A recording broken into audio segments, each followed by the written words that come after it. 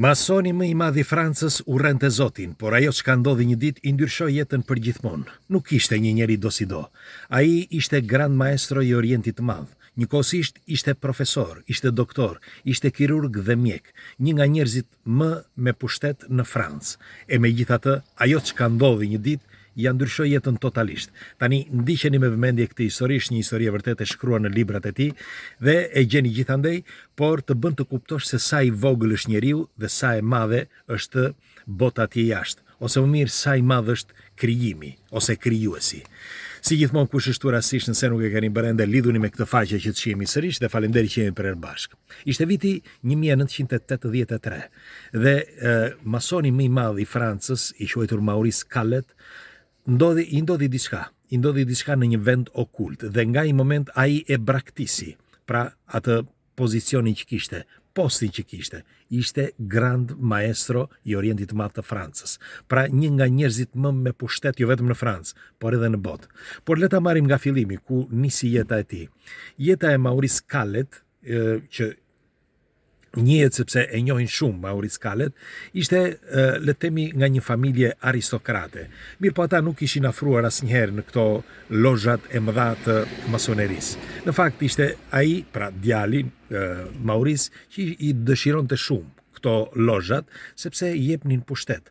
Maurice u rrit me frymën e nuk besonin në Zot, nuk besonin në asgjë. Pra edhe familjarët e tij nuk ishin pakzuar, as ai vet nuk ishte pakzuar. Pra ishin shumë larg nga këto gjëra. Dhe me kështu u rrit ai dhe u rrit me shkencën sepse i pëlqente shkenca dhe familjarët e tij, nëna dhe baba i thoshin që shkenca është çdo gjë, është baza e çdo gjëje. Pra nuk besonin në okultizëm ose në masoneri e tjera tjera. Dhe duke u rritur me këtë frymë, Maurice Callet ishte një nga fëmijët, si mund të quhet, më të zhdërvjellët, sepse kujtonte se dinte gjithçka. Në fakt ai studioi për mjekësi për të bërë shkencëtar dhe me kalimin e kohës u bë mjek kirurg. Ishte një nga kirurgët më të mirë. Mirë po nuk i hapnin dyert. Dhe ai nuk po kuptonte që pse nuk hapeshin dyert. Në fakt ai me kalimin e kohës njohu disa mason, krejt rastësisht. Dhe nga aty filloi rrugëtimi i tij i masonerisë për lozhat e masonerisë. Dal nga dal e kuptuan që kishte potencial. Ishte njeri i zgjuar, sepse duhet dini që mbajnë parafërsisht vllazëria vetëm njerëz të zgjuar pranë tyre. Por u duhesh sepse ishte një mjek dhe ai mund të shëronte shumë njerëz, sepse ishte një nga studentët më të mirë, pra të universitetit. Dhe kështu e ndihmuan dhe e vendosën në vendin që i takon për të bërë atë profesionin e tij, pra ta vazhdonte si mjek kirurg dhe atë që bënte, dhe atë që dinte të bënte. Në fakt me kalimin e kohës ai bëri shoqëri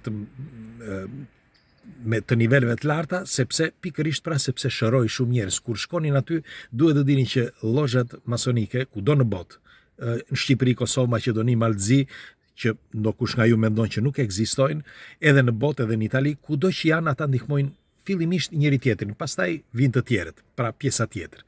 Dhe pikërisht kur vinte dikush pra aty ku ai operonte, vinte dikush që ishte mason, e merrnin në telefon dhe ai gjën e parë që bënte shkonte dhe jepte asistencën e parë. Dhe kështu u rrit në nivel, dal nga dal, derisa arriti të ishte Grand Maestro, pra i shkallës 33 të Grand Maestro të Orientit të Madh francez.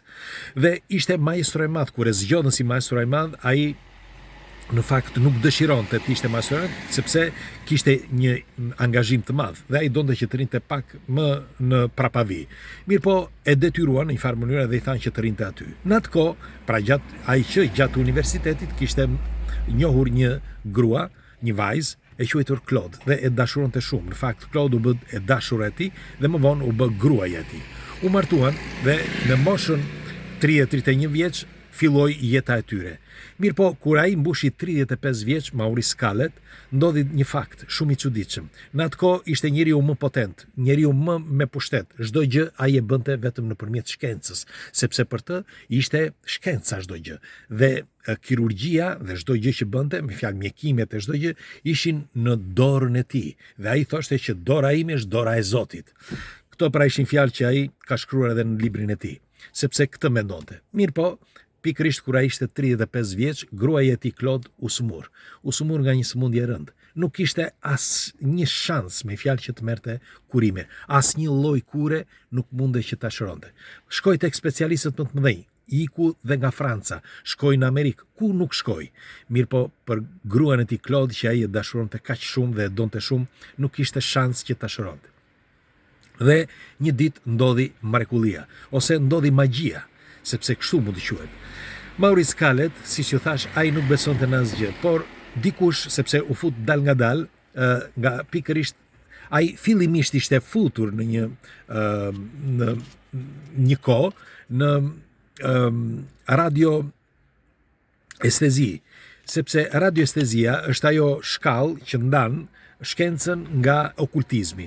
Radioestezia nuk është gjë tjetër veç se disa kurime me anë të vibrimeve. Pra, dëgjojeni me kujdes sepse është vërtet shumë interesante. Do t'ju interesoj dhe juve. Dhe radioestezia është një shërim me anë të valve, me anë të tingujve, që është zbuluar shumë më vonë, nuk është zbuluar në vitin 1983, por në 83 një ndodhi ati, fakti i çuditshëm. Teksa ai pra kështu ishte futur ai në këtë okultizëm dhe bënin edhe rite në për mason, pra në për këto mbledhjet masonike dhe për këto lozhat. Dhe gjatë atyre lozhave aty kuptoi ai, gjatë atyre mbledhjeve që bënin dhe riteve, kuptoi që me anë të këtyre valve thërrisnin ose evokonin shpirtra dhe njëkohësisht ai nuk i besonte këto, padyshim. Por kështu filloi ai dal nga dal që të kuptonte se çfarë fshihej aty pas, sepse shumë nga këta i tregonin, nga masonët, që kishte diçka reale, pra mes energjisë dhe shpirtit të njeriut. Dhe ai kështu e njohu okultizmin. Nga aty filloi që të studionte okultizëm, ndonse ai ishte një nga mjekët më të rëndësishëm, ndonse ai thoshte që duart e mia janë duart e Zotit, dhe ndonse ai nuk ishte pakzuar dhe nuk e njihte fen dhe asnjë lloj besimi. Për më tepër, nuk ishte rritur me këtë frym sepse ishte larg këtyre besimeve. Dhe si përfundim, ai filloi që të qante. Ashtu si shtergon dhe në libër, qau sepse nuk mundej me fjalë unë, thoshte ai. Njeriu më me pushtet në Francë dhe një nga njerëzit më me pushtet në botë për sa i përket masonëve ose masonizmit, nuk mundet që të shëroj gruan e tij. Gruaja e tij dal nga dal po zbej dhe padyshim ajo do vdiste. Mirë po, një ditë dikush nga këta shokët e tij kishte thënë pikërisht për këtë shërimin me radioestezi, me fjalë të valve, dhe kishte një vend të caktuar ku mendoi që kishte disa, e kemi bërë dhe në emisionin Enigma, nëse mbani mend, ku kemi folur pikërisht për këto, që poshtë Louvrit Lurdit, më falni, poshtë Lurdit ka një rrym ujë, që disa thonë që është një lum i vogël që kalon nën të. Dhe pikërisht aty në Lourdes ka disa frekuenca që mendohet që prej kohërave antike që shkonin aty njerëz, pra poshtë në bodrumet e këtij vendi, dhe ulen aty për një kohë të gjatë, fillojnë dhe luten dhe me anë të frekuencave shërohen. Nuk është një fantazi, nuk është hera e parë, po ja u them edhe juve.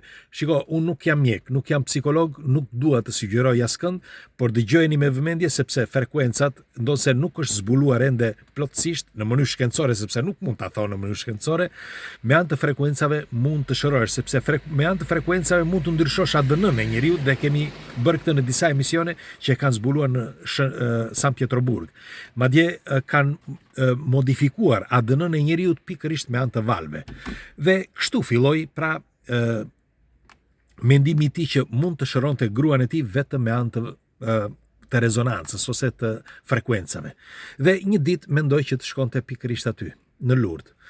Mirë po, i thanë diçka që shokët e tij i thanë, shiko, duhet të rish pak kohë aty që të kuptosh me fjalë dhe që të frekuencat të arrin, por duhet shkosh me gruan tënde sepse ti s'ke punë aty.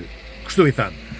Dhe ai shkon dhe kur vajti ishin një 10 njerëz, siç tregon dhe ai në librin e tij, që po luteshin dhe ishin aty në qetësi, ishin brenda këtij vendi okult. Dhe ky ul në fund fare.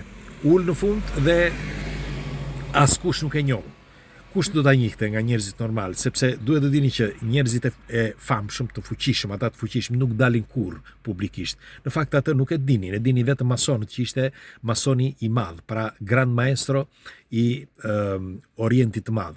Por njerëzit e thjesht nuk e dinin. Dhe ai ul atje në fund, por me atë depresionin e madh që unë nuk jam asgjë. Këtë thoshte. Unë kaq ishte jeta ime, sepse nëse unë nuk di të shëroj gruan time, atëherë nuk jam asgjë dhe bota nuk është asgjë. Ndoshta ka një krijues atje jashtë. Pikërisht në atë moment aty ku ishte ulur në fund fare, i erdhi një dritë. Një dritë e fortë, por jo dritë si mendojmë ne. Fillimisht i erdhi një dritë në një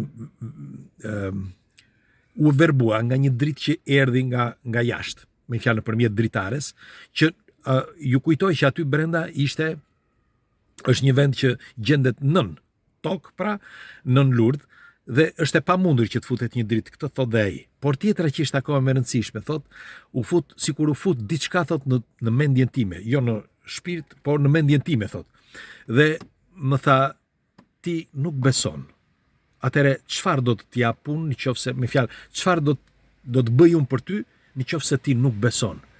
Në atë moment, ajo pyetje dhe ajo fjalë, thot, Maurice, më theri kaq shumë, thot, sa më dhemi shpirti brenda, dhe zemra, thot, filloi që të rrihte fort, dhe lotët filluan që të më rridhin. Nuk e kuptoj, thot, pas sens, sikur nuk isha unë. Por, thot, nga i moment kuptova, thot, që diçka më thërriti në mendje, dhe i thërriti mendjes ime për të kuptuar që ne nuk jemi asgjë, jemi më pak se hiç, jemi shumë të vegjël. Dhe nga i moment fillova të qaja fort. Këtë, thot, dhe ula në gjunjë, dhe i kërkova falje, që deri në atë moment nuk isha unë, por ishte dikush tjetër, dikush që e kishte sugjeruar, qoftë nga familja, nga shokët, nga shoqëria, që të qëndronte larg besimit, larg një krijimi, nëse do të ekzistonte me të vërtet, pra përpara se ai ta mendonte. Por nga i moment tha, unë besova që krijimi ekziston një Zot, një krijues. Dhe ju luta që të mund të shëronte gruan time, dhe do të isha i devotshëm dhe i besuar i tij për tërë jetën. Dhe kështu ndodhi. Ata shkuan edhe 2 herë të tjera, sepse në mendjen e tij tha që duhet shkonte 3 herë, dhe ndajten nga 20 minuta, pra gjithsej nuk ndonjë më shumë se 1 orë. Dhe çuditërisht pas 3 muajve, sëmundja e gruas së tij u zhduk totalisht. Gruaja ishte shkëlqyeshëm, ndonse ajo nuk besonte dhe ajo në një krijim apo në Zot, aty ndodhi mrekullia. Por ajo që ndodhi më vonë me Mauricin është akoma më absurde. Pasi Maurice pa që gruaja e tij ishte mirë, ai shkoi tek lozha e madhe dhe mblodhi të gjithë këshillin. Dhe përpara të gjithëve, pas 6 muajsh që ndodhi fakti, me lot në sy unë tha, nuk jam për këtë punë. Unë dua të largohem nga këtu, tha, dhe që sot e lë pozicionin tim. Dhe ata që të gjithu çuditën, sepse ai kishte çdo gjë, kishte para, kishte famë, kishte sukses, kishte pushtet, kishte çdo gjë. Por ai nuk kishte gjën më të madhe.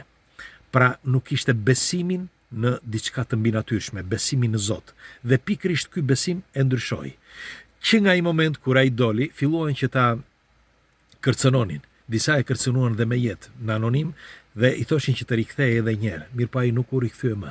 Dhe kërkonte me çdo kusht, me fjalë, shkoi, erdhi edhe në Itali, shkoi tek maestro i madh, pra maestro më i madh fare, dhe tek këshilli atyre, dhe tek ta 4 këshilltarët u tha, do t'i lutem, tha, të më lini rehat, sepse unë dua vetëm që të rri, tha, me gruan time. Nuk dua që të rri më, tha, në grupin e masonik, nuk do them asgjë. Nuk ka nevojë që them asgjë, por nuk ka problem, tha, unë dua që t'iki. E shkarkuan në detyra, e shkarkuan edhe nga drejtori që ishte mjek, aty ku ishte kirurg, e shkarkuan nga çdo detyrë.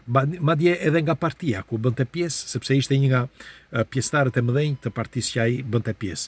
Dhe nuk e pati asnjë problem, sepse ai tha, nga sot e tutje jeta ime ndryshon. Në fakt, pas disa viteve, që nga viti 1987 e këtej, me një fjalë, derisa ai pastaj dal nga dal u tërhoq në një shtëpi në periferi, në një periferi të një fshati dhe aty jetoi për një kohë të gjatë. Por Maurice Callet mbetet ende një nga njerëzit më me pushtet të si një njeriu më me pushtet pra i Francës, që hoqi dorë nga momenti që ai kuptoi që kishte diçka madhështore, pra që ka një krijim dhe një Zot. Dhe pikërisht për këtë duhet të lexoni dhe librat e tij. Pra nga ajo çka ishte i gjithë pushtetshëm, kur zbuloi të vërtetën, ndryshoi jeta e tij dhe u bë si gjithë të tjerët, një njeri normal, sepse ai, siç thotë në librat e tij, askush nga ne nuk është i plot fuqishëm. Ne kemi ardhur këtu pa asgjë dhe do ikim pa asgjë. Dhe gjëja më e madhe thotë të gjesh vetveten tënde brenda krijimit, që ai thotë është Zoti dhe ne jemi bijtë e tij, pra një pjesës e vogël, një qelizë e vogël e një mendjeje të madhe. Ju çfarë mendimi keni për këtë histori? Pres komentet tuaja. Ditë mbar.